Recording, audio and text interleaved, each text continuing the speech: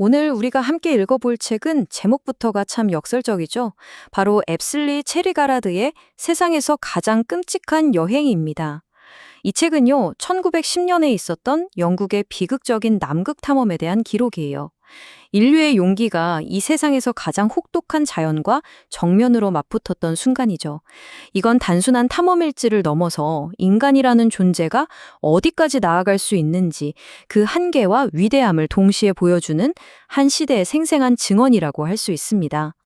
이 여정의 본줄이 어떤 건지는요, 저자가 직접 남긴 이 한 문장에 모든 게 담겨 있습니다.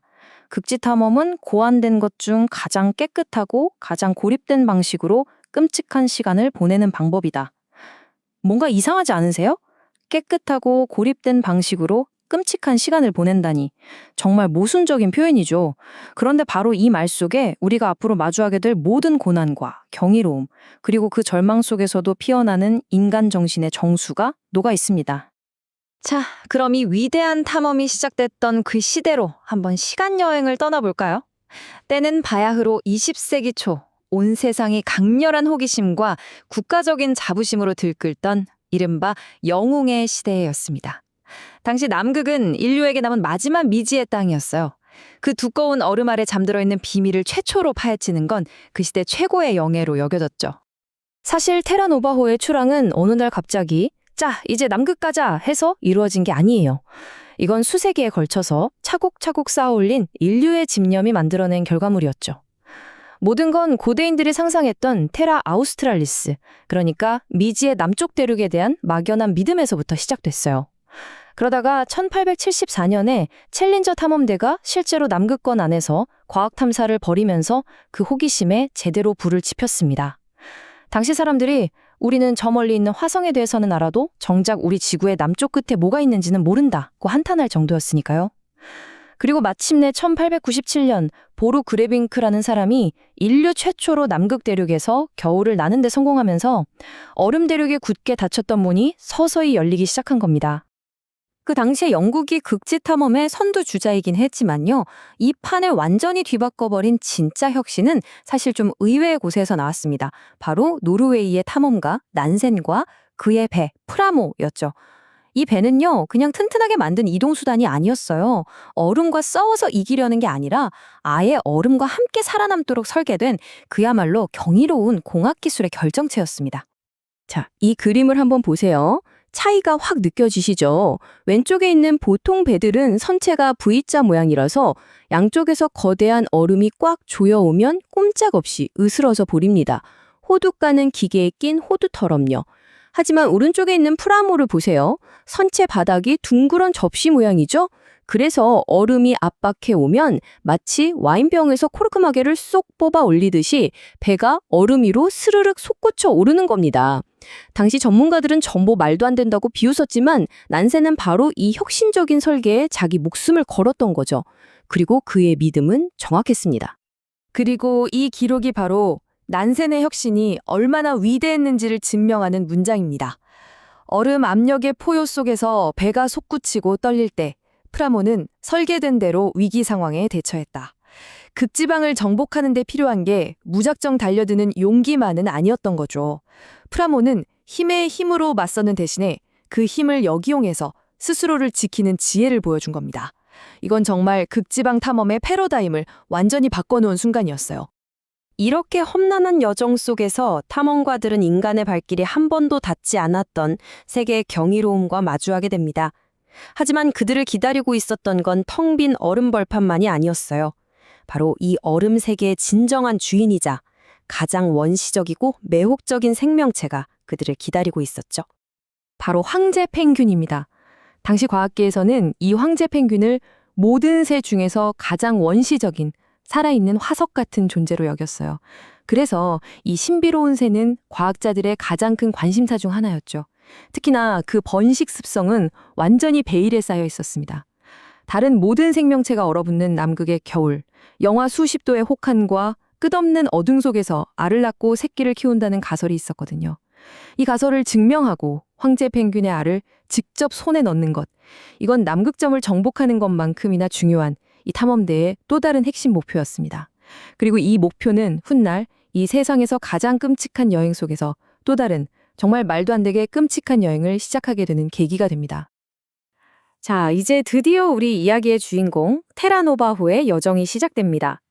새로운 땅이라는 뜻을 가진 이 배는요, 그 이름 그대로 미지의 세계를 향한 영국의 희망과 그 어떤 고난에도 절대 꺾이지 않을 단호한 의지를 가진 사람들을 가득 싣고 닻을 올렸습니다.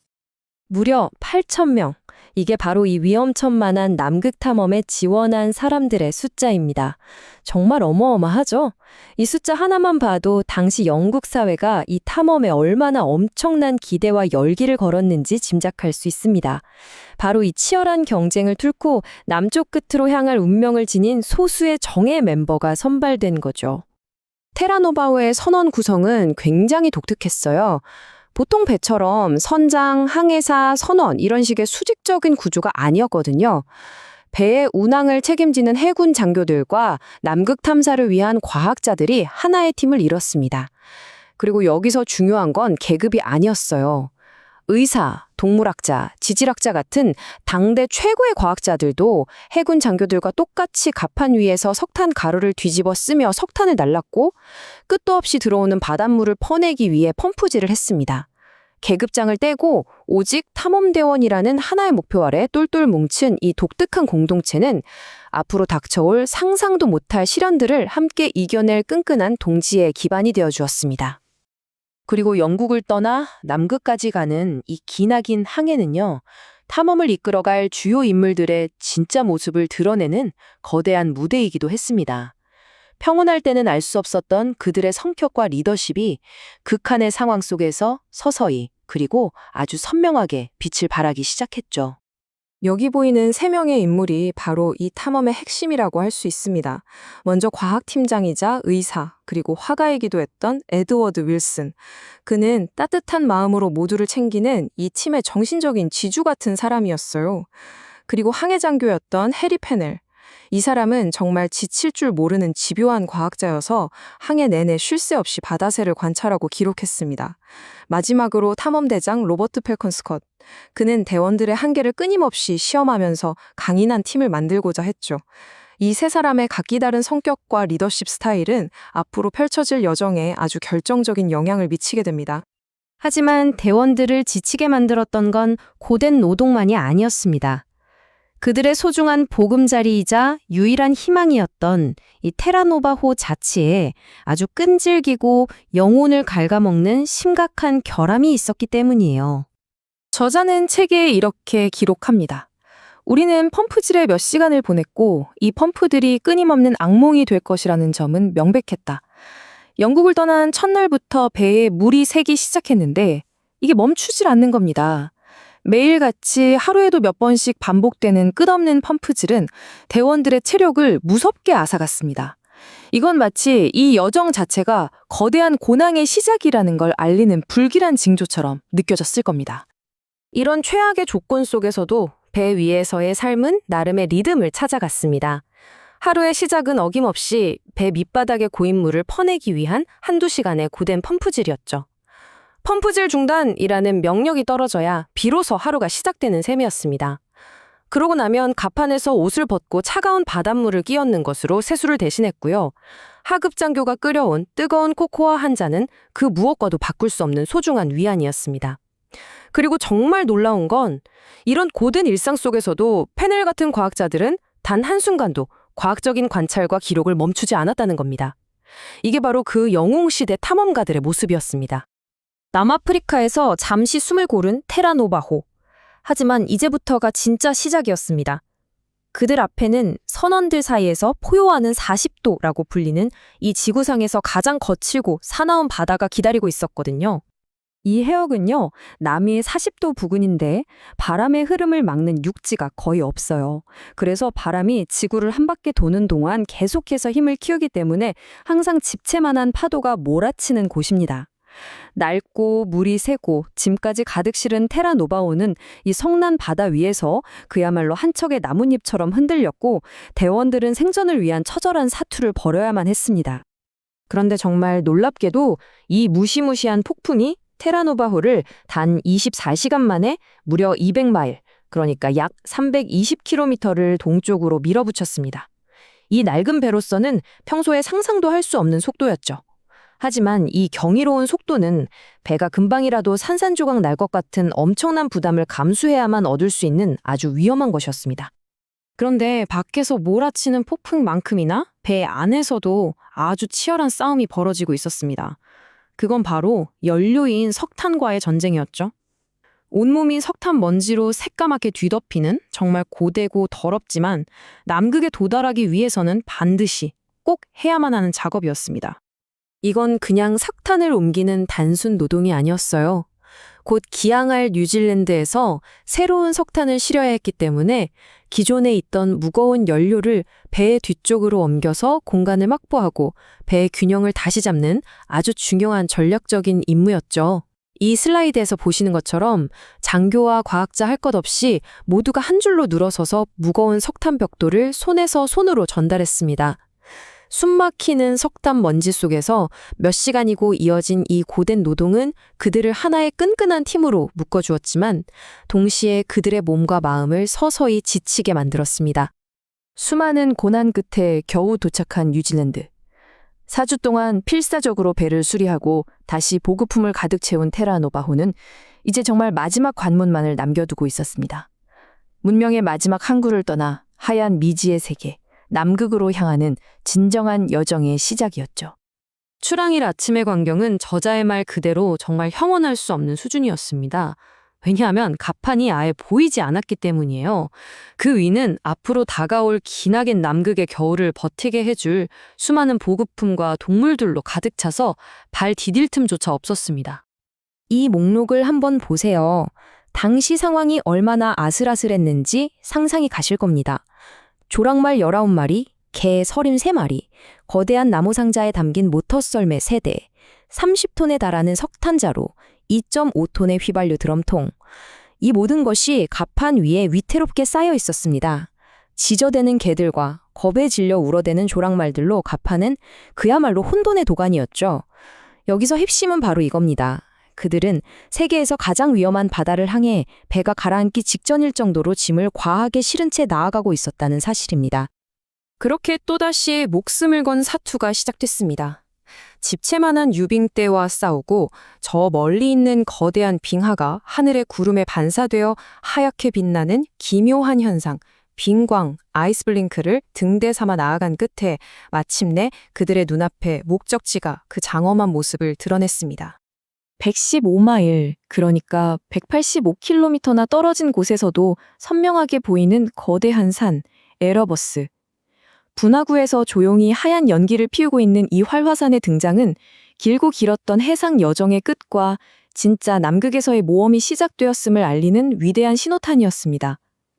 앞으로 이 장엄한 산은 그들의 든든한 이웃이 되어서 그들이 지을 작은 오두막과 앞으로 펼쳐질 모든 여정을 묵묵히 지켜봐 줄 겁니다. 마치 그동안의 모든 고난을 위로하듯 고요하고도 위대한 환대가 그들을 맞이하고 있었습니다. 자, 길고 긴 한 해가 드디어 끝났습니다. 거대한 얼음 장벽과 싸우고 정말 살을 내는 듯한 폭풍우를 든든했던 테라노바호가 마침내 남극 대륙의 해안에 도착한 거죠. 하지만 이건 끝이 아니라 사실상 진짜 이야기의 시작이었습니다. 이제부터는 배가 아닌 자신들의 두 발로 이 미지의 대륙을 직접 탐험해야 하니까요. 1911년 1월 2일 끝도 없는 얼음 평원 위에서 탐험대를 가장 먼저 맞이한 건 바로 저 멀리 장엄하게 솟아오른 활화산, 에러버스 산이었습니다. 이게 얼마나 거대하냐면요. 무려 185km 떨어진 곳에서도 그 모습을 볼 수 있을 정도였어요. 분화구에서는 하얀 수증기가 마치 산에 살아 숨쉬는 것처럼 게으른 깃발처럼 한가로이 피어오르고 있었죠. 탐험대의 일원이었던 체리 가라드라는 사람은 이 광경을 보고 이런 말을 남겼습니다. 뾰족하고 가파른 다른 산들과는 달리 부드러운 수평선으로 이루어진 이 산이 세상에서 가장 평온하고 친근하게 느껴졌다고요. 앞으로 이 낯선 땅에서 기나긴 겨울을 보내야 할 대원들에게 에러버스 산은 든든한 등대이자 외로운 여정에 변치 않는 친구가 되어줄 것만 같았습니다.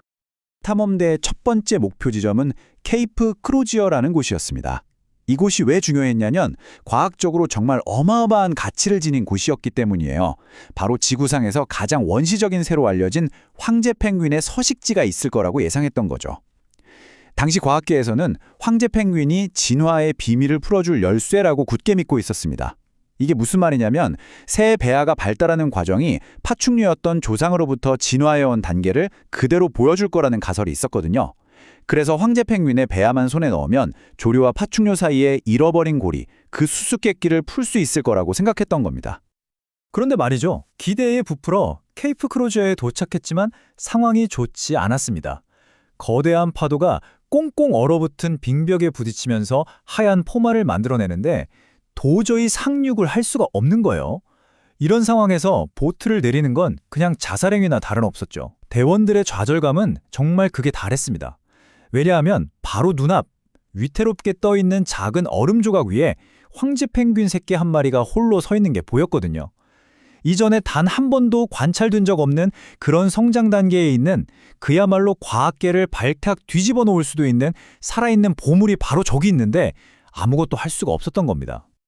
정말 눈앞에 펼쳐진 이 한 장면이 남극의 모든 것을 말해주고 있는 것 같았어요. 숨털이 빠지고 진짜 깃털이 나기 시작하는 바로 그 단계의 새끼 펭귄은 과학계의 오랜 추측이 옳았다는 걸 증명하는 살아있는 증거였죠. 하지만 동시에 투명한 얼음 밑으로 비치는 다른 새끼들과 성체 펭귄에 얼어붙은 사체들은 이 대륙의 생명이 얼마나 잔혹한 순환 속에서 유지되는지를 너무나도 적나라하게 보여주고 있었습니다. 그들은 목숨을 걸고 이 귀중한 표본을 확보할 수는 없었기에 정말 안타까운 마음을 뒤로한 채 발길을 돌릴 수밖에 없었습니다. 결국 케이프 크로지어 상륙에 실패한 탐험대는 이제 월동 기지를 세울 새로운 장소를 찾아 맥머더 해협 쪽으로 계속해서 항해를 시작했습니다. 며칠 동안 이곳저곳을 탐사한 끝에 마침내 어두운 화산암으로 이루어진 작은 곳에 정착하기로 결정을 내렸죠. 그리고 탐험대의 부지휘관 이름을 따라서 그곳을 케이프 에번스라고 부르기로 했습니다. 대원들이 짐을 내리려고 유빙 위로 내려섰을 때 남극은 정말 경이로운 아름다움으로 그들을 맞이했습니다.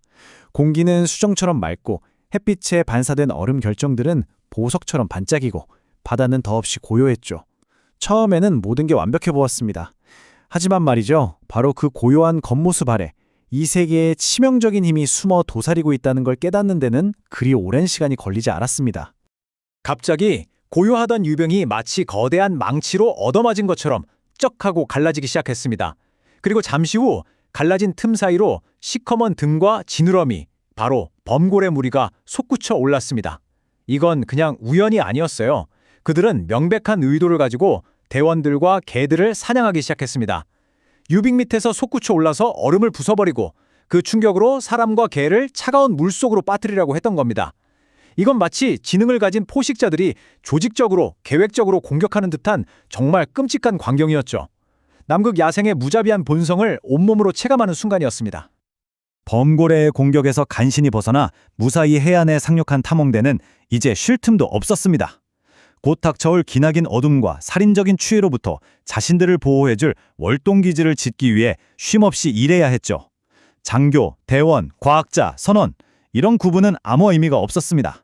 모두가 하나가 되어 망치질을 하고 무거운 보급품 상자를 날랐어요. 남극의 겨울이라는 거대한 공동의 적 앞에서 그들은 비로소 하나의 팀이 되어가고 있었습니다. 영국에서부터 미리 만들어 가져온 조립식 오두막이 빠른 속도로 형태를 갖춰 나갔습니다. 그 옆으로는 조랑말들을 위한 마구간과 각종 보급품을 쌓아둘 창고가 들어섰고요. 개들은 눈밭에 길게 이어진 쇠사슬에 묶이고 당시 최신 기술의 상징이었던 모터 썰매도 자리를 잡았습니다. 마치 문명의 작은 전초기지가 얼음뿐이니 황무지에 뿌리를 내리는 것 같았죠. 스콧은 대원들의 지칠 줄 모르는 헌신에 크게 만족했고 이제 극점 정복을 위한 첫 번째 중요 단계, 바로 보급소를 설치하는 여정을 시작할 준비가 되었다고 판단했습니다. 자, 이제 곧 기나긴 겨울밤에 찾아오면 모든 활동이 불가능해집니다. 그 전에 탐험대는 남극 내륙 깊숙한 곳까지 들어가야만 했어요. 다음해 여름에 있을 남극점 도전을 위해서 식량과 연료 보급소를 미리 설치해 둬야 했거든요. 극점까지 갔다가 돌아오는 그 긴 여정 동안 필요한 모든 물자를 썰매에 싣고 갈 수는 없으니까요. 이 보급소는 말 그대로 그들의 생명선이나 다름없었습니다. 그리고 이 여정은 남극 내륙의 혹독함에 맞서는 그들의 첫 번째 실질적인 시험대가 될 예정이었습니다. 계획은 정말 야심찼지만 현실은 시작부터 냉혹했습니다. 스콧이 주력 수송 수단으로 선택한 조랑말들은 남극의 부드러운 눈에 발이 푹푹 빠져서 엄청난 체력을 소모했어요. 게다가 땀을 흘리고 나면 그 땀이 바로 얼어붙어서 체온을 급격하게 떨어뜨렸죠. 이건 스콧의 전략에 아주 치명적인 결함이 있다는 걸 암시하는 불길한 전조였습니다. 이미 경쟁자였던 아문센은 남극 환경에 완벽하게 적응한 개썰매를 주력으로 삼고 있었거든요. 이 잘못된 선택의 대가는 정말 끔찍했습니다. 특히 가장 튼튼했던 조랑말 중 하나인 펀치의 죽음은 대원들에게 정말 큰 충격을 줬습니다.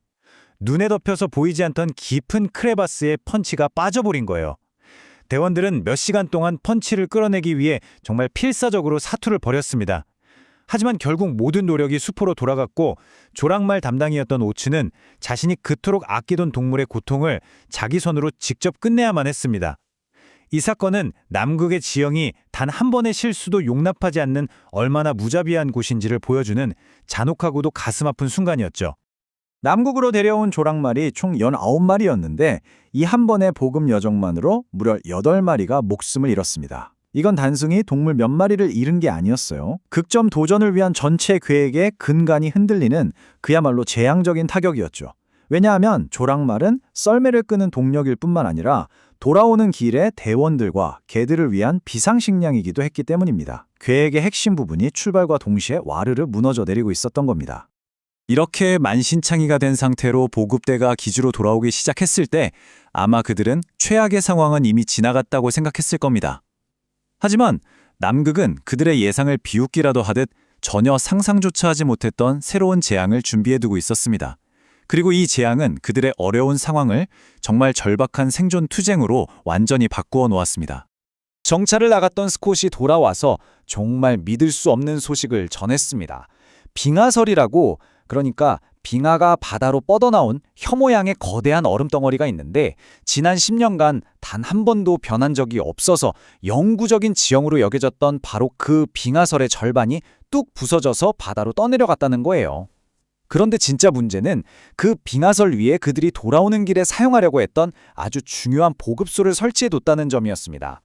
이 엄청난 자연현상 때문에 그들은 돌아갈 길을 잃고 완전히 고립되어 버렸습니다. 케이프 에번스에 있는 따뜻하고 안전한 주 기지로 가려면 반드시 건너야 했던 안정된 해빙이 사라져버리고 그 자리에는 범고래가 들끓는 차가운 바다가 펼쳐져 있었죠. 그들에게 남은 선택지는 단 하나. 10년 전 디스커버리 탐험대가 사용했던 낡고 버려진 오두막, 허트포인트로 후퇴하는 것뿐이었습니다. 말 그대로 덫에 걸린 신세가 된 거죠. 얼마 남지 않은 식량을 가지고 대원들은 허트포인트에서 기약 없는 원시적인 생활을 시작해야 했습니다. 그들이 다시 기지로 돌아갈 수 있는 유일한 방법은 저 망망대해가 다시 두꺼운 얼음으로 꽁꽁 얼어붙어서 새로운 다리를 만들어줄 때까지 그냥 하염없이 기다리는 것뿐이었습니다. 그들의 삶은 문명인의 삶에서 가장 기본적인 생존 투쟁으로 전락해버렸습니다. 먹을 것, 불을 피울 연료, 어둠을 밝힐 램프 기름까지 모든 것을 주변의 야생동물, 그러니까 외델 바다표범을 사냥해서 해결해야 했죠. 바다표범에 지방을 태워서 난로를 피우다 보니 거기서 나온 검은 그을음이 그들의 얼굴과 옷, 심지어 침낭까지 온통 새까맣게 만들어버렸습니다. 이 시기는 그들을 정말 가장 본질적인 필요에만 집중하게 만들었습니다. 아침에 일어나면 바다표범을 사냥하고 해체해서 저녁을 준비하고 남는 시간에는 달아빠진 장비를 수선하는 아주 단순한 일과의 반복이었죠. 케이프 에번시에서 계획했던 질서정연하고 과학적인 삶과는 완전히 정반대인 더럽고 지치는 원시인의 삶 그 자체였습니다. 그런데 정말 이상하게도 모든 것이 박탈된 이 원시적인 상태에서 대원들 사이에서는 불평 대신 어떤 만족감이 싹트기 시작했습니다. 그들은 단지 굶지 않는다는 것, 그리고 얼어 죽지 않을 만큼 따뜻하게 지낼 수 있다는 바로 그 사실 자체에서 단순한 기쁨을 발견했던 겁니다. 이 고립된 경험은 그들에게 아주 깊고 철학적인 교훈을 주었습니다. 우리가 문명사회에서 누리는 사치품이라는 게 결국 그것들이 스스로 만들어낸 인위적인 욕구를 충족시키기 위한 것에 불과하다는 깨달음이었죠. 오직 생존에 필수적인 것들만 남은 바로 이곳에서 그들은 오히려 일종의 평화와 충만함을 느꼈던 겁니다. 단순한 보급 임무여야 했던 여정은 거의 재앙에 가까운 실패로 끝나버렸습니다. 수송 계획은 폐허가 되었고 짐은 둘로 나뉘어 뿔뿔이 흩어졌죠. 이제 곧 태양이 지평선 아래로 완전히 사라지고 영하 수십 도의 추위와 끝없는 어둠이 지배하는 남극의 겨울이 찾아올 겁니다. 과연 그들은 지구상에서 가장 춥고 어두운 이 겨울을 살아남아 다시 하나가 될 수 있을까요? 이 책은요, 과학에 대한 불타는 야망과 정말 상상조차 할 수 없는 고난, 그리고 인간의 인내가 과연 어디까지 갈 수 있는지를 기록한 한 탐험대의 연대기입니다. 자, 지금부터 그 여정의 가장 어둡고 가장 추운 심장부로 우리 함께 들어가 보시죠. 저자는 이 경험을 이렇게 한마디로 요약했습니다. 끔찍한 시간을 보내는 가장 깨끗하고 고립된 방법이라고요. 이게 무슨 말일까요? 한번 생각해 보세요. 런던의 가장 붐비는 거리 한복판에 있는 것보다 더 외로운 곳. 우편물은 1년에 딱 한 번만 오는 그런 곳이죠. 하지만 아이러니하게도 그 어떤 수도원보다 더 완벽한 고립 속에서 기묘한 깨끗함이 존재합니다. 몇 달 동안 똑같은 옷을 입고 있어도 몸에서 나온 기름이 막을 만들어서 옷이 오히려 새 것처럼 깨끗해진다는 거예요. 참 이상하죠? 바로 그런 곳이 남극이었습니다. 자, 그럼 첫 번째 이야기로 들어가 보겠습니다. 태양 없는 세상입니다. 케이프 에번스 기지에 모인 25명의 대원들, 이들은 무려 4개월 동안 이어지는 해가 전혀 뜨지 않는 기나긴 겨울밤을 맞이할 준비를 하고 있었습니다. 그리고 이것이 바로 그 누구도 예상치 못했던 기나긴 시험의 시작이었죠. 대원들은 자신들이 머무는 오두막 안에 그들만의 작은 세상을 만들었습니다. 바깥 세상은 모든 걸 얼려버리는 적대적인 공간이었지만 오두막 안에서만큼은 달랐어요. 함께 책을 읽고 열띤 토론을 벌이면서 어떻게든 문명화된 삶을 지켜내려고 했었습니다. 이 오두막은 그러니까 단순히 추위를 피하는 피난처가 아니었어요. 인간상을 지키기 위한 마지막 보루, 문명의 최전선이었던 셈입니다. 빛 한 점 없는 그 끝없는 밤 동안 그들은 과연 어떻게 시간을 보냈을까요? 그냥 무기력하게 있었을까요? 절대 아니었습니다. 그들은 끊임없이 무언가를 했어요. 매서운 바람 속에서도 기상 관측은 단 하루도 쉬지 않았고 해양생물학자는 얼음 및 미지의 세계를 탐사하는 데 몰두했죠. 또 다 같이 모여서 두꺼운 역사책을 읽고 토론하기도 했습니다. 심지어 사우스폴라 타임스라는 잡지를 직접 손으로 써서 만들면서 서로의 지성과 유머를 나누기도 했어요. 그러면서도 곧 다가올 남극점 정복 여정을 위해 식량과 장비를 아주 세심하게 계획하고 준비했죠. 물론 이 모든 고상한 활동 와중에도 오두막 찬장에서 뚝뚝 떨어지는 차가운 얼음물과 싸워야만 했습니다. 외부의 거대한 혼돈에 맞서서 내부의 질서를 지키려는 정말 필사적인 노력이었죠. 그런데 저자는 남극에서 아주 기이한 역설 하나를 발견하게 됩니다. 주변 환경이 끔찍하면 끔찍할수록 잠은 오히려 더 깊고 평온해졌다는 사실이에요. 정말 이상하지 않나요? 살을 내는 추위와 미친 듯이 몰아치는 폭풍, 바로 곁에 있는 죽음의 위기 속에서도 그들은 마치 따뜻하고 달콤한 위로를 받듯 깊은 잠에 빠져들곤 했습니다. 그들이 그 깊은 잠 속에서 그 꿈속에서 그토록 간절하게 원했던 게 뭔지 아세요? 바로 시럽에 절인 통조림 복숭아였습니다. 왜 하필 복숭아 통조림이었을까요? 그건 단순한 음식이 아니었어요. 한 달 넘게 설탕이라고는 구경도 못했던 그들에게 그 끈적하고 농밀한 시럽의 단맛은 잃어버린 문명, 안락함, 그리고 따스함 그 자체를 의미했습니다. 이 작지만 절박한 갈망이야말로 그들이 얼마나 깊은 감각적 박탈 상태에 있었는지를 너무나도 생생하게 보여주는 증거였죠. 두 번째 이야기, 알 하나의 가치입니다. 하지만 남극의 겨울은 그저 버티고 기다리는 시간만은 아니었습니다. 사실 이 시기야말로 불가능해 보였던 한 임무를 수행할 유일한 기회였거든요. 20세기 초 과학계를 뒤흔들 수도 있는 아주 작고 연약한 목표물을 향한 여정이 막 시작되려 하고 있었습니다. 도대체 왜? 무엇 때문에 3명의 남자가 한 해 중 가장 어둡고 가장 추운 시기에 기꺼이 죽음의 문턱으로 걸어 들어갔을까요? 훗날 겨울 여정이라고 불리게 될 이 끔찍한 탐험의 시작은 아주 강력하면서도 근본적인 과학적 질문 하나에서 비롯됐습니다. 그 답을 찾기 위해서라면 그들은 모든 것을 걸 준비가 되어 있었죠. 그들의 목표는 바로 황제 펭귄의 알이었습니다. 당시 탐험대 수석 과학자였던 윌슨 박사는 황제 펭귄을 일종의 살아있는 화석이라고 생각했어요. 그는 이 펭귄의 배알을 연구하면 새가 파충류로부터 어떻게 진화했는지 그 잃어버린 진화의 고리를 밝혀낼 수 있을 거라고 굳게 믿었습니다. 진짜 문제는 황제 펭귄이 하필이면 지구상에서 가장 춥고 어두운 겨울 한가운데 꽁꽁 얼어붙은 바다 위에서 알을 품는다는 사실이었죠. 그 귀중한 배알을 얻을 유일한 방법은 그 지옥 같은 환경 속으로 직접 걸어 들어가는 것뿐이었습니다. 이 과학의 성배를 위해서라면 그 어떤 위험도 감수할 가치가 있다고 그들은 진심으로 믿었던 겁니다. 윌슨, 바워스, 그리고 이 책의 저자인 체리 가라드, 이렇게 세 남자는 총 무게가 758파운드, 그러니까 약 344kg이 넘는 짐이 실린 2대의 썰매를 끌고 가야 했습니다. 생존에 필수적인 비스킷과 페미컨, 연료용 기름만 해도 그 무게가 170kg에 육박했죠. 여기에 썰매와 텐트, 무거운 술록가죽 침낭과 개인 장비까지 정말 어마어마한 무게였습니다. 이걸 3으로 나누면 한 사람당 253파운드, 즉 115kg에 달하는 무게를 끌어야 했다는 계산이 나옵니다. 자기 몸무게보다 훨씬 무거운 짐을 완전한 어둠과 살을 애는 추위 속에서 미끄러운 얼음 위를 질질 끌고 가야 한다는 거죠. 상상만으로도 숨이 턱 막히지 않으세요? 심지어 탐험대장인 스콧조차 그들의 짐을 보고는 아니 왜 이렇게 기름을 많이 가져가는 거야? 라며 혀를 내둘렀을 정도였으니까요. 세 번째 이야기, 어둠 속으로의 행군입니다. 드디어 세 사람은 오두막의 마지막 남은 온기를 등 뒤로 하고 혹독하고 무자비한 남극의 겨울 속으로 첫 발을 내디뎠습니다. 이제 돌아갈 길은 없습니다. 설매에 몸을 묶는 것 같은 아주 단순한 동작 하나하나에도 신중을 기해야만 했습니다. 왜냐하면 이 극한의 환경에서는 아주 작은 실수 하나가 곧바로 죽음으로 이어질 수 있었기 때문이죠. 리더인 윌슨은 언제나 침착함을 잃지 않고 이들을 이끌었습니다. 그의 조용하지만 확고한 리더십이 아니었다면 이 여정은 아마 시작조차 불가능했을 겁니다.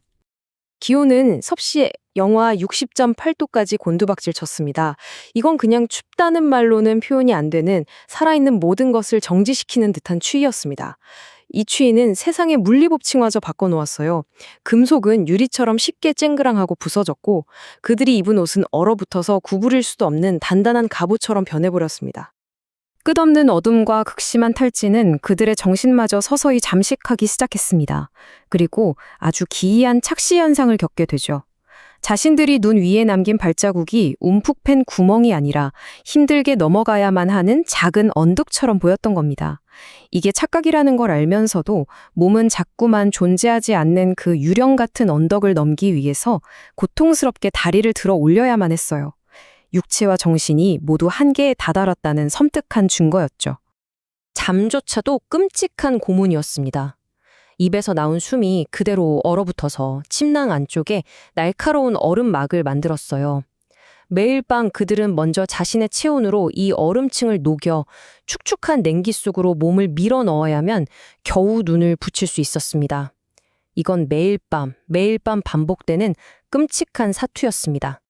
네 번째 이야기, 창조의 바람입니다. 거의 3주에 걸친 고통스러운 여정 끝에 그들은 마침내 목적지에 도착했습니다. 하지만 그들을 기다리고 있었던 것은 이제껏 겪었던 그 어떤 고난과도 비교조차 할 수 없는 그들의 여정 중 가장 최악의 시련이었습니다. 마침내 어둠 속에서 펭귄들을 발견하고 그토록 원했던 귀중한 알 5개를 확보한 순간 그들의 관심은 온전히 생존으로 향했습니다. 돌과 단단한 눈덩이를 쌓아 벽을 만들고 그 위에 캔버스천을 덮여서 간신히 피난처, 그러니까 돌 이글루를 만들었죠. 그들은 이 작은 돌집이 자신들의 구원이 되어주리라 굳게 믿으며 그 안으로 지친 몸을 움크렸습니다. 하지만 평화는 정말 잠시뿐이었습니다. 곧 상상을 초월하는 눈보라가 그들을 덮쳤습니다. 허리케인급의 강풍이 그들이 누워있는 땅 자체를 뒤흔들었죠. 저자는 그때의 바람을 이렇게 묘사했습니다. 세상의 모든 바람이 그곳에 모여서 다 같이 미쳐버린 것 같았다고요. 굉음이 모든 것을 집어삼켰습니다. 산을 통째로 뒤흔드는 것 같은 바람소리 위로 그들의 유일한 보호막이었던 캔버스 지붕이 마치 채찍처럼 쫙쫙 찢겨나가는 날카로운 파열음이 울려 퍼졌습니다. 그야말로 대혼란의 소리였죠. 그리고 한순간에 그들의 피난처는 파괴되었습니다. 폭풍의 완전한 분노 속에 무방비로 노출된 그들. 눈과 어둠 속에 그대로 퍼묻힌 채 이제 생존의 희망은 어디에서도 보이지 않는 듯했습니다.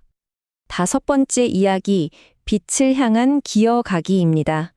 이틀 밤낮 동안 그들은 눈 아래에 산채로 묻혀서 최후를 기다렸습니다. 죽음의 고통이 너무나 두려웠지만 그 깊고 깊은 절망 속에서도 살고자 하는 의지는 기어이 꺼지지 않았습니다. 바람이 아주 잠시 잦아들자 그들은 간신히 스토브에 불을 붙였습니다. 그리고 술록털과 온갖 이물질이 뒤섞인 페미컨, 즉 말린 고기와 지방 덩어리로 죽을 끓여 먹었습니다. 그 맛이 어땠을까요? 저자는 그 맛이 세상 그 어떤 음식보다도 훌륭했다고 기록합니다. 그을린 지방 때문에 끔찍한 맛이 났음에도 불구하고 그들에겐 그건 절망 속에서 되찾은 생명의 맛, 그 자체였던 거죠. 폭풍이 완전히 잦아들었을 때 정말 믿을 수 없는 일이 일어났습니다. 윌슨이 비틀거리며 밖으로 나갔다가 얼마 떨어지지 않은 바위 틈에 그들의 텐트가 온전한 상태로 기적처럼 끼어 있는 것을 발견한 겁니다. 이 엄청난 행운 덕분에 그들은 끔찍한 귀한 여정을 다시 시작할 수 있었습니다. 돌아오는 길은 그야말로 느리고 고통스러운 기어가기였습니다.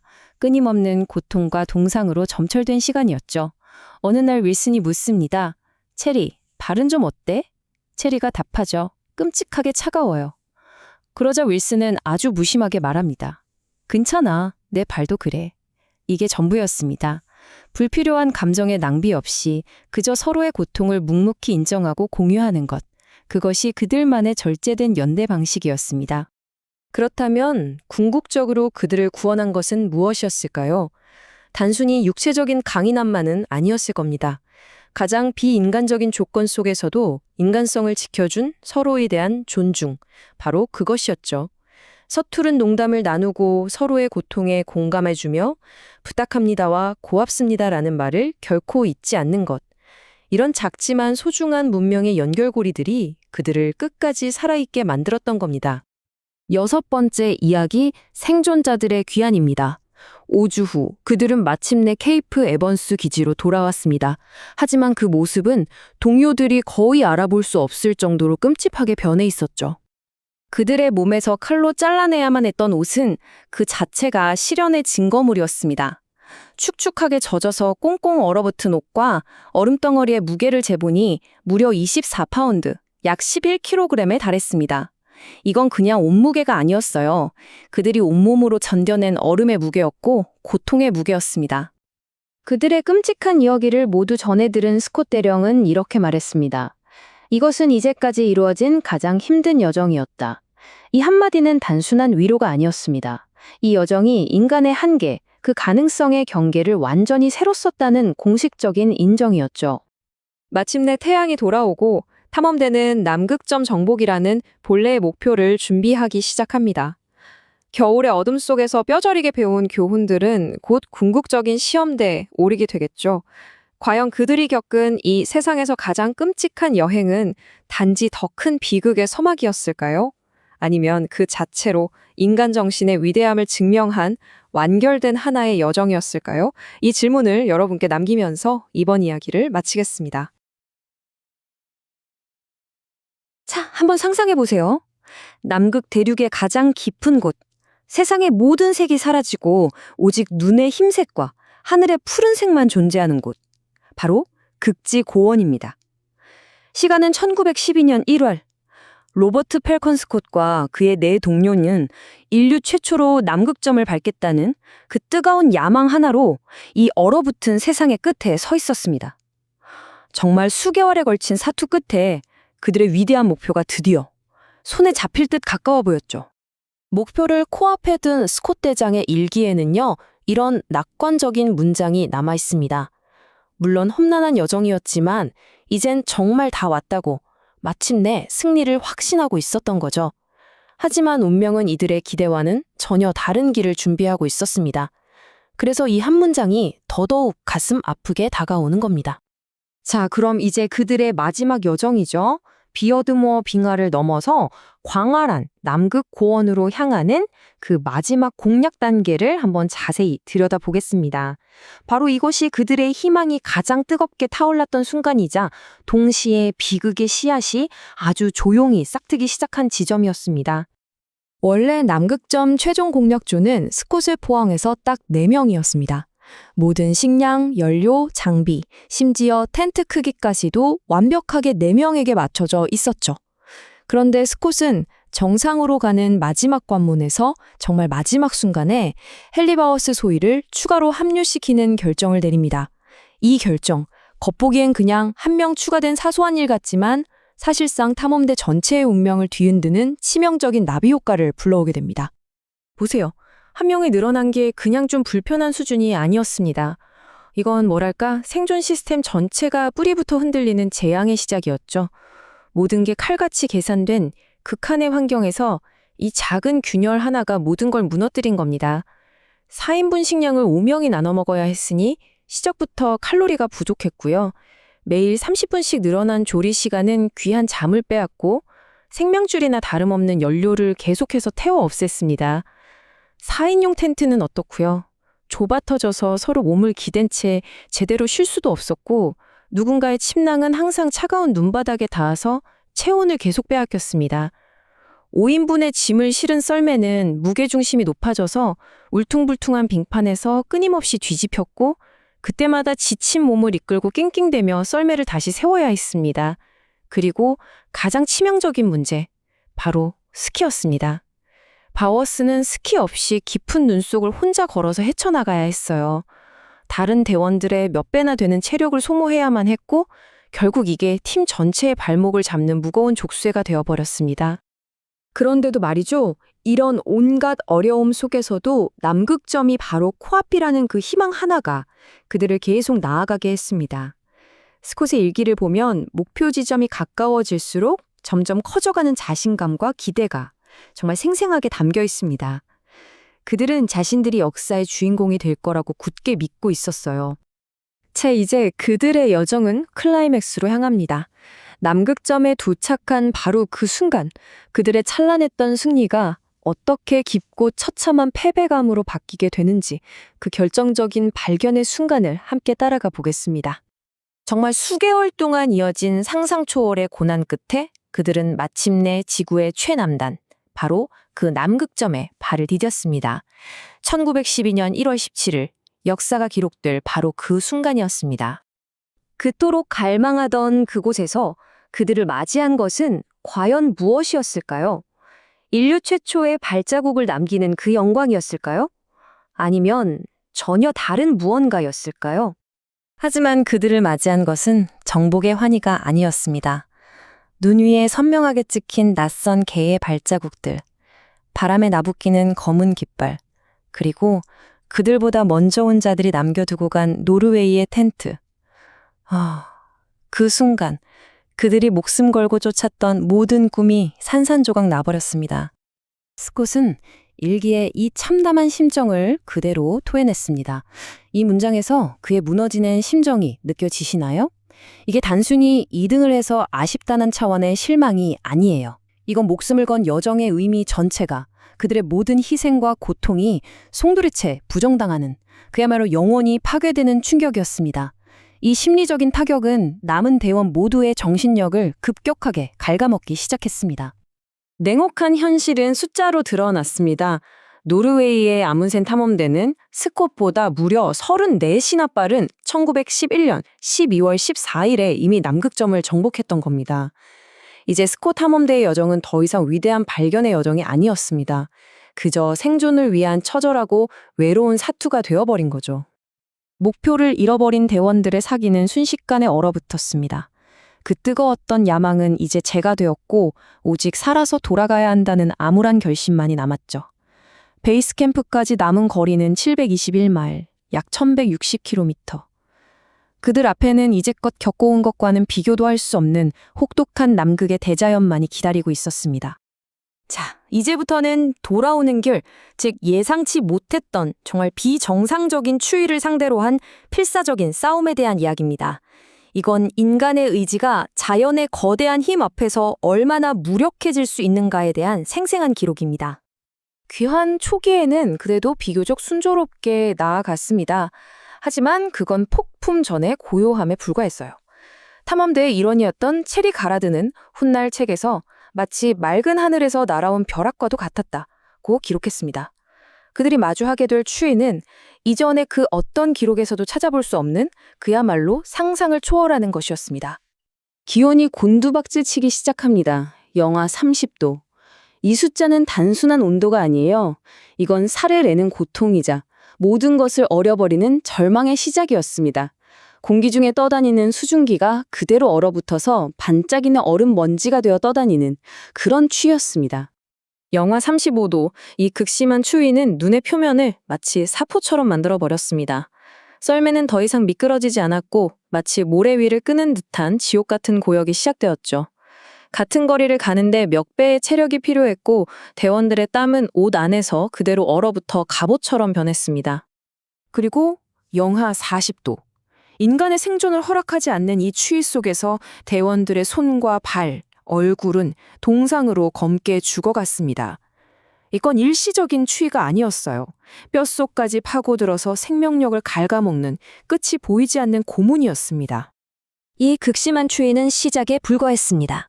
재앙의 퍼즐 조각들이 하나씩 딱딱 맞춰지기 시작했어요. 보급소에 도착해보니 상상도 못한 기온 변화 때문에 연료통의 가족마개가 수축하면서 생명줄과도 같은 연료가 증발해버린 뒤였습니다. 연료가 없다는 건 단순히 춥다는 의미가 아니에요. 눈을 녹여 물을 마실 수 없으니 끔찍한 갈증과 탈수 증세에 시달려야 했고, 뜨거운 음식을 먹을 수 없으니 얼어붙은 비스킷으로 허기를 채워야 했습니다. 식량 역시 턱없이 부족했죠. 굶주림과 탈진, 그리고 절망 속에서 가장 강하다고 믿었던 대원부터 서서히 무너져 내리기 시작했습니다. 이제 이야기는 남극점 탐험대원 중 첫 번째 희생자, 에드거 테프 에번스 상사의 비극적인 쇠약과 죽음에 초점을 맞춥니다. 그의 죽음은 탐험대에 들이운 첫 번째 죽음의 그림자였습니다. 에번스는 탐험대의 거인이었습니다. 누구보다 강인한 체력과 정신력을 자랑했죠. 그랬기 때문에 그의 쇠약은 다른 대원들에게 단순한 동료의 부상을 넘어서 죽음의 그림자가 바로 우리 턱 밑까지 와 있다는 불길한 징조로 다가왔습니다. 가장 강한 자가 무너진다면 우리는 어떻게 되는가 하는 공포가 그들을 덮쳤습니다. 에번스의 붕괴는 끔찍할 정도로 빨랐습니다. 1월 말부터 동상으로 고통받던 그는 2월 4일 얼음 위에서 넘어지면서 머리에 치명적인 부상을 입었습니다. 그 후 그의 정신은 급격히 혼미해졌고 동료들을 알아보지 못하거나 횡설수설하기 시작했죠. 결국 2월 16일 그는 더 이상 걸을 수 없게 되었습니다. 다음 날 대열에서 한참 뒤처진 채 발견된 그는 그날 밤 비어드모어 빙하의 차가운 품에서 조용히 숨을 거두었습니다. 이것은 귀환 여정의 첫 번째 비극이자 끔찍한 끝의 시작이었습니다. 스콧의 일기를 보면 그 순간의 복잡한 심정이 담겨 있습니다. 동료를 잃은 슬픔과 함께 짐이 되었던 동료를 더는 걱정하지 않아도 된다는 끔찍한 안도감이 뒤섞여 있었죠. 생존이라는 극한의 상황이 만들어낸 이 어두운 감정 속에서 모두의 마음속에는 다음은 누구 차례인가 라는 섬뜩한 질문이 메아리 쳤을 겁니다. 이제 우리는 탐험 역사상 가장 유명하고 또 가장 가슴 아픈 순간 중 하나로 꼽히는 로런스 오츠 대위의 이타적인 희생에 대해 이야기할 겁니다. 그의 마지막은 인간의 존엄성이란 과연 무엇인지를 우리에게 보여줍니다. 오츠 대위는 정말 끔찍한 고통과 싸우고 있었습니다. 그의 발은 심각한 동상으로 감각을 잃고 검게 썩어 들어가고 있었죠. 그는 자신이 더 이상 걷지 못할 것이며 자신의 존재 자체가 남은 동료들의 생존의 걸림돌이 되고 있다는 그 잔인한 현실을 직시해야 했습니다. 그래서 오추는 동료들에게 자신을 버리고 가라고 조용히 부탁했습니다. 하지만 그들은 차마 그럴 수 없었죠. 정말 잔인한 선택의 기로에 섰던 겁니다. 한 명을 희생시켜서 3명이 살 것인가? 아니면 모두 함께 죽음의 길을 갈 것인가? 그들은 동료를 버릴 수 없었습니다. 3월 17일, 공교롭게도 그의 32번째 생일날 아침이었습니다. 텐트 밖은 영하 40도의 눈보라가 세상을 집어삼킬 듯이 울부짖고 있었죠. 그 중간 오추는 마지막 결심을 굳혔습니다. 이것이 그의 마지막 말이었습니다. 나는 잠시 밖에 나갔다 올게. 좀 걸릴지도 몰라. 너무나도 평범하고 담담한 이 한마디는 이후 인류 역사상 가장 위대한 자기희생과 용기의 상징으로 남게 되었습니다. 그는 친구들에게 단 한 줌의 생존 가능성이라도 남겨주기 위해서 스스로 죽음을 향해 걸어 나갔습니다. 텐트 밖으로 사라진 그는 다시 돌아오지 않았습니다. 그의 시신은 끝내 발견되지 않았고 남극의 눈보라 속에 영원히 잠들었습니다. 이제의 이야기는 남은 3명의 생존자 스콧, 윌슨, 바워스의 마지막 날들에 초점을 맞춥니다. 그들은 안전을 정말 불과 몇 걸음 앞두고 자연이라는 거대한 벽에 가로막히고 맙니다. 오츠의 희생은 헛되지 않았습니다. 남은 3사람은 그의 마지막 희망에 보답하기라도 하듯 이틀 동안 필사적으로 전진했습니다. 부서져가는 몸을 이끌고 끊임없이 몰아치는 눈보라와 싸우면서 마지막 남은 힘을 모두 짜냈습니다. 이 숫자가 그들의 마지막 휴망이자 절망의 거리를 보여줍니다. 원톤 디포라는 대규모 보급소에서 불과 11마일 약 18km. 그곳에는 생존에 필요한 모든 것, 풍족한 식량과 연료가 있었습니다. 날씨만 좋았다면 하루, 아니 반나절이면 닿을 수 있는 거리였어요. 하지만 그들에게 이 18km는 이제 영원히 건널 수 없는 심연이 되었습니다. 결국 그들의 운명을 결정지은 것은 거리가 아니었습니다. 바로 날씨였죠. 지칠 줄 모르는 눈보라는 그들을 작은 텐트 안에 가두었고 바깥 세상과 완전히 단절시켰습니다. 그들은 연료와 식량이 모두 떨어질 때까지 그저 죽음을 기다릴 수밖에 없었습니다. 스콧의 마지막 기록들이 시작됩니다. 그의 글에는 다가오는 죽음을 받아들이는 차분한 결의와 인간으로서의 존엄을 잃지 않으려는 마지막 노력이 담겨 있습니다. 그는 마지막 시간들을 기록하면서 자신들의 이야기가 세상에 꼭 전해지기를 바랐습니다. 그의 마지막 일기 중 한 구절입니다. 글을 쓰는 행위조차 사치가 될 만큼 그의 몸이 한계에 다다랐음을 보여주는 너무나도 가슴 아픈 기록이죠. 연필을 쥘 힘조차 남아있지 않았던 겁니다. 그런데 정말 놀라운 건요. 죽음의 문턱에서 그가 남긴 마지막 편지들에는 자신의 고통에 대한 언급이 거의 없다는 겁니다. 그는 마지막 남은 힘을 쥐어짜서 자신들의 이야기가 왜곡되지 않고 세상에 제대로 전해지도록 그리고 남겨진 가족들이 보살핌을 받을 수 있도록 하는데 모든 것에 쏟았습니다. For God's sake, look after our people. 이것이 스콧이 세상에 남긴 마지막 간절한 호소였습니다. 이 마지막 문장과 함께 우리는 100년이 넘는 시간을 건너 비극의 무게를 고스란히 안고 남극의 그 차가운 텐트 안에 남겨집니다. 자, 앱실리 체리가라드의 책 세상에서 가장 추운 여행. 저희가 지금 이 위대하고도 비극적인 탐험의 마지막 장에 도착했습니다. 바로 로버트 펠컨 스콧 대령과 그의 대원들이 남극점이라는 그 영광의 정점을 바로 눈앞에 뒀다가 어떻게 절망의 나락으로 떨어지게 되는지 그 마지막 여정을 함께 따라가 보겠습니다. 이 문장 한번 보세요. 스콧 대령이 남북점을 정말 며칠 안 남기고 쓴 일기입니다. 모든 것이 놀라울 정도로 순조롭다. 이 한마디에 그동안의 모든 고생, 수년간의 준비가 드디어 결실을 맺을 거라는 그 희망이 정말 가득 담겨 있잖아요. 하지만 우리는 알죠. 이들의 잠시 후에 어떤 운명을 맞이하게 될지. 그래서 이 희망에 찬 문장이 오히려 앞으로 다가올 비극을 더 무겁고 더 슬프게 만드는 것 같습니다. 네, 하지만 그들의 낙관은 정말 순식간에 산산조각이 나버립니다. 최고의 순간이 되어야 했던 그 성취가 어떻게 역사상 가장 공허한 승리가 되었을까요? 이제 탐험의 결정적인 전환점, 바로 남극점에서의 그 거대한 실망의 순간으로 들어가 보겠습니다. 1912년 1월 17일, 스콧, 윌슨, 바워스, 오츠 그리고 에번스, 이 5명의 대원이 마침내 드디어 인류의 발길이 단 한 번도 닿지 않았던 지구의 최남단, 남위 90도에 발을 디뎠습니다. 정말 모든 고통을 보상받는 그런 위대한 순간이 되어야만 했습니다. 하지만 그곳에서 그들을 기다리고 있었던 건 환희가 아니었어요. 오, 신이시여! 이곳은 끔찍한 곳이다. 스콧 대령의 일기에 남긴 이 한마디가 모든 걸 말해주죠. 그들의 눈앞에 펼쳐진 건 순백의 설원이 아니었습니다. 그 자리엔 이미 다른 사람의 흔적, 바로 노르웨이의 국기와 텐트가 떡하니 서 있었던 겁니다. 경쟁자였던 로알 아문센이 그들보다 한 달도 더 전, 정확히는 34실 먼저 이곳에 도착했던 거죠. 아문센이 남긴 캠프에는요, 그들의 완벽한 성공을 증명하는 흔적들로 가득했습니다.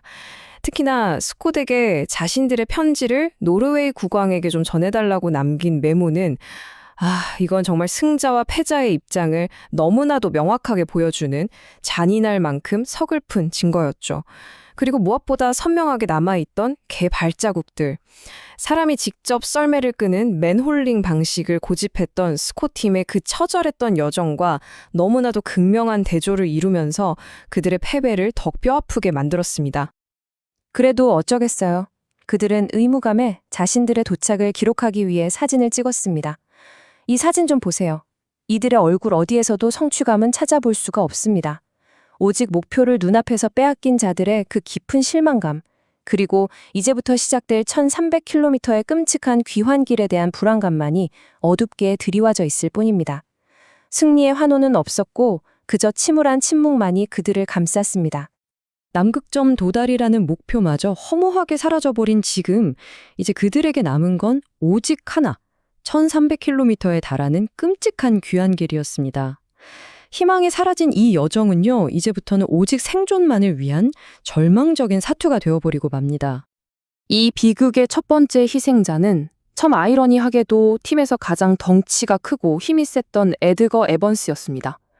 이 타임라인을 보시면 1월 초에 손에 입은 작은 상처에서 시작된 그의 쇠약이 불과 한 달여 만에 걷잡을 수 없이 악화되는 걸 볼 수 있습니다.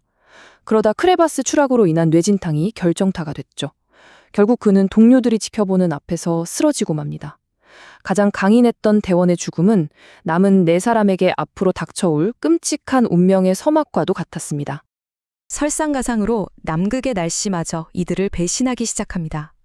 이미 넉 달간의 고된 여정으로 쇠약해질 대로 쇠약해진 대원들에게 예상보다 훨씬 빨리 찾아온 혹한은 그야말로 치명타였죠. 영하 40도를 넘나드는 이 살인적인 추위가 그들의 생존 가능성을 매일, 매시간 조금씩 갉아먹기 시작했습니다. 그들은 정말 헤어나올 수 없는 절망의 덫에 갇혀버렸습니다. 이 슬라이드를 보면 그 악순환의 구조가 너무나 명확하게 보입니다. 자, 보세요. 1번, 예상 밖의 추위가 닥치니까 2번, 눈 표면이 모래처럼 변해서 썰매가 앞으로 나가질 않아요. 4번, 행군 속도가 느려지니 당연히 5번, 식량과 연료가 더 빨리 소모되죠. 그런데 엎친 데 덮친 격으로 3번, 미리 저장해둔 연료마저 용기 결함으로 증발해 버린 겁니다. 따뜻한 음식을 못 먹으니 체력은 더 빨리 고갈되고 행군 속도는 더더욱 느려지고 그야말로 완벽한 죽음의 악순환에 빠져버린 거죠. 이제 이야기는 그들의 마지막 무대, 로스 빙붕 위에서 벌어진 고통스러운 나날들로 향합니다. 안전지대를 불과 11마일, 정말 코앞에 남겨두고 벌어진 마지막 비극의 순간들을 따라가 보겠습니다. 틈의 두 번째 희생자는 로렌스 오츠 대위였습니다. 그는 발에 정말 끔찍한 동상을 입어서 거의 걷지 못하는 상태가 됐는데요. 바로 그 고통 속에서 깨달은 겁니다. 자신의 이 느린 걸음이 동료들의 생존 가능성마저 갉아먹고 있구나. 내 존재 자체가 친구들의 생명을 위협하는 짐이 되었구나. 이 뼈아픈 현실을 직시하게 된 거죠. 그리고 1911년 3월 17일, 바로 자신의 32번째 생일날 아침이었어요. 오츠는 이 유명하고도 가슴 아픈 마지막 말을 남깁니다. 잠깐 밖에 나갔다 올게. 좀 걸릴지도 몰라. 그리고 그는 영하 40도의 눈보라 속으로 그냥 걸어나가 사라졌습니다. 동료들의 짐이 되지 않기 위해서 스스로 죽음을 택한 역사상 가장 조용하고도 영웅적인 퇴장이었습니다. 오츠의 그 숭고한 희생에도 불구하고 남은 3사람의 운명은 바뀌지 않았습니다. 그들은 친구의 죽음을 뒤로하고 동상, 굶주림, 그리고 정말 멈출 기미가 보이지 않는 눈보라와 싸우면서 며칠을 더 나아갔습니다. 하지만 그들에게 남은 힘도 서서히 바닥을 드러내고 있었습니다. 11마일. 우리식으로 하면 약 18km. 이게 바로 그들이 마지막으로 쳤던 텐트와 그토록 바라던 식량과 연료가 쌓여 있는 원톤 디포 저장소 사이의 거리였습니다. 건강한 상태라면 정말 며칠만 걸으면 닿을 수 있는 거리였죠. 하지만 그들은 멈추지 않는 눈보라에 갇혀서 바로 지척에 있는 안전지대에 끝내 도달하지 못했습니다. 이보다 더한 비극적인 아이러니가 또 있을까요? 1912년 3월 29일경으로 추정되는 어느 날, 스콧과 윌슨 그리고 바워스는 텐트 안에서 조용히 죽음을 맞이했습니다. 이게 바로 스콧의 일기장에 남겨진 마지막 기록입니다. 제발 우리 가족들을 돌봐주시오. 죽음의 문턱에 서서도 그는 자신의 고통이 아니라 남겨질 사람들을 먼저 걱정했던 겁니다. 시간은 흘러서 혹독한 남극의 겨울이 지나고 8개월 뒤인 1912년 11월이 되었습니다. 이제 이야기는 실종된 동료들의 운명을 확인하기 위해 출발했던 수색대의 시점으로 전환됩니다. 11월 12일 수색대는 끝없이 펼쳐진 하얀 설원 위에서 뭔가 좀 부자연스러운 작은 둔덕 하나를 발견합니다. 가까이 다가가 보니 그건 눈에 반쯤 파묻힌 텐트의 꼭대기였습니다. 그들이 그토록 찾아 헤맸던 동료들의 마지막 흔적이었죠. 텐트 안에는 얼어붙은 세 사람의 시신과 함께 그들의 마지막 기록들이 고스란히 남아 있었습니다. 그런데 말이죠. 수색대를 가장 놀라게 하고 또 숙연하게 만든 건 바로 14kg에 달하는 지질 표본이었습니다. 그들은 죽음 직전 썰매 무게를 정말 1g이라도 줄여야 하는 그 절체절명의 상황에서도 이 과학적 탐사의 결과물만큼은 끝까지 버리지 않았던 겁니다. 동료들은 그들의 시신을 수습하는 대신 그들이 최후를 맞이한 바로 그 텐트 위로 거대한 눈 무덤을 쌓아주었습니다. 그리고 스키 2개를 엇갈려서 십자가를 세웠죠. 그들이 쓰러진 바로 그곳이 그들의 영원한 안식처가 된 겁니다. 수색대는 오츠 대위가 사라졌을 것으로 추정되는 장소에도 눈무덤과 십자가를 세웠습니다. 그리고 이 근방에서 매우 용감한 신사가 잠들다로 시작하는 이 비문을 남겼습니다. 그의 숭고한 희생을 기리는 이 글은 이 끔찍한 비극 속에서도 가장 빛나는 인간 정신을 증언하고 있습니다. 자, 이 모든 비극을 직접 겪고 살아남은 대원, 그리고 이 책 세상에서 가장 추운 여행의 저자인 앱슬리 체리 가라드는 평생 동안 이 여정의 의미를 곱씹었습니다. 이제 그의 성찰을 따라서 이 비극이 남긴 진정한 가치는 과연 무엇이었는지 한번 탐구해 보겠습니다. 이 비교표가 체리, 가라드 성찰의 핵심을 보여줍니다. 아문센과 스콧은 단순히 경쟁자가 아니었어요. 탐험에 대한 철학 자체가 근본적으로 달랐습니다.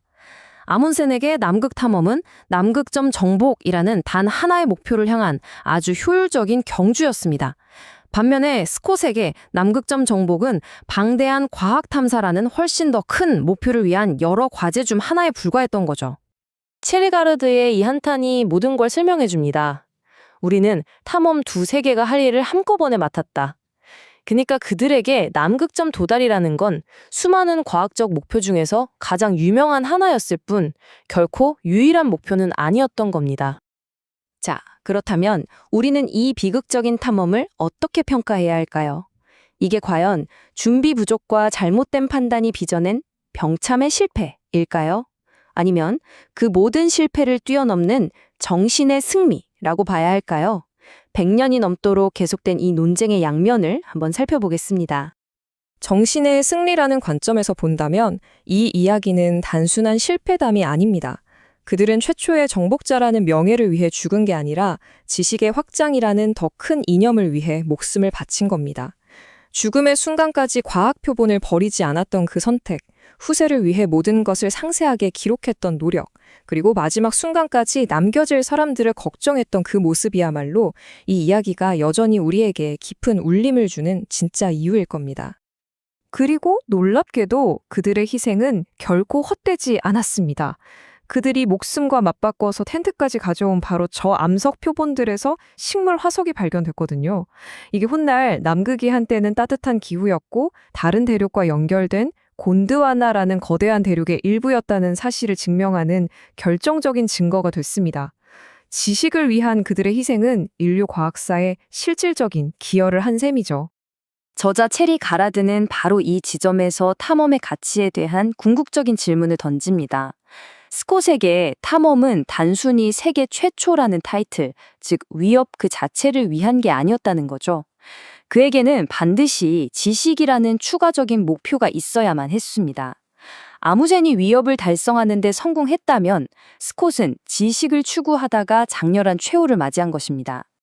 세상에서 가장 추운 여행을 통해 함께한 우리의 여정을 마무리하면서 저자 체리 가라드가 평생 스스로에게 던졌던 바로 그 질문을 여러분께 남깁니다. 그럴 만한 가치가 있었는가? 위협과 지식, 탐험과 희생, 그리고 미지의 세계를 향한 인간의 꺼지지 않는 열망에 대해 이 질문은 앞으로도 우리에게 영원한 숙제로 남을 것입니다.